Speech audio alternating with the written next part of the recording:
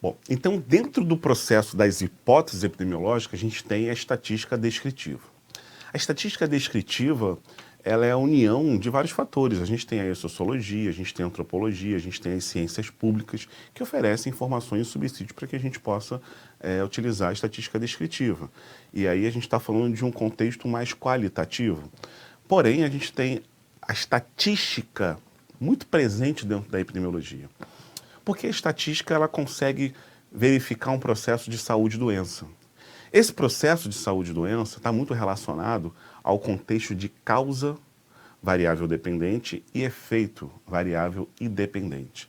Então a gente percebe que essas variáveis qualitativas no cunho epidemiológico, elas podem ser, por exemplo, a sua idade, gênero, condição social.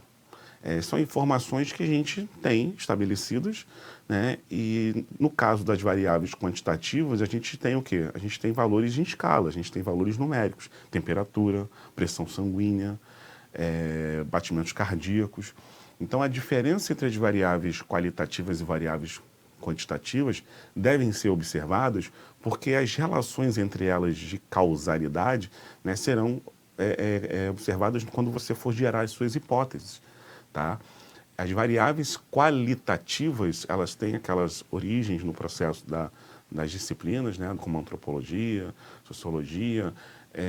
A área humanas utiliza muitos estudos qualitativos e a gente tem a área exatas que utiliza diversos estudos quantitativos. A epidemiologia une muito esses processos porque ela entende a importância dessas variáveis para que a gente possa criar as hipóteses. Então, quando a gente cria essas hipóteses, a gente está falando de oferecer informações de risco e vulnerabilidade. Imaginem, por exemplo, eu falar para você o seguinte: qual é o risco de uma pessoa que fuma e de uma pessoa que não fuma de ter câncer de pulmão? Pela estatística, a gente consegue identificar o seguinte: quem fuma tem 2, 3, 4 vezes mais chances de ter o desfecho câncer de pulmão de quem não fuma. Esse risco ele é gerado através dessa modelagem, desse processo epidemiológico. Além disso, a gente precisa identificar a vulnerabilidade do processo. E eu tenho uma vulnerabilidade individual da pessoa, será o nível de saúde, o nível de conhecimento de saúde dela influencia no estilo de vida, nas capacidades de oportunidade de saúde?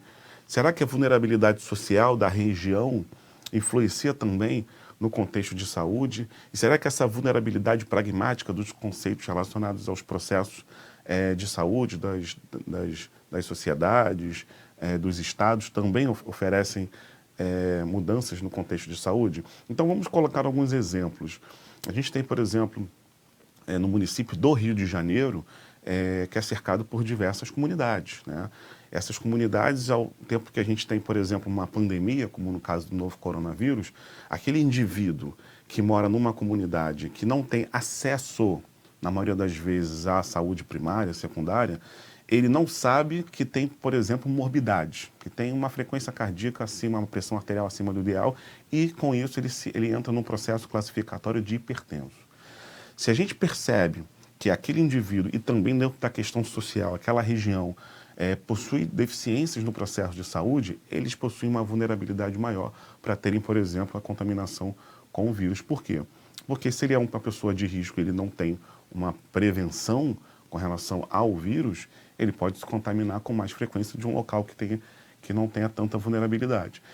Esse processo, esse exemplo que eu dei, ele é feito na epidemiologia como previsões, né, hipóteses para que você possa perceber se há mais riscos ou menos riscos nessas regiões, né? Se um indivíduo que mora numa casa muito pequena, com muitas pessoas dentro, o risco é maior de se contaminar pelo novo coronavírus.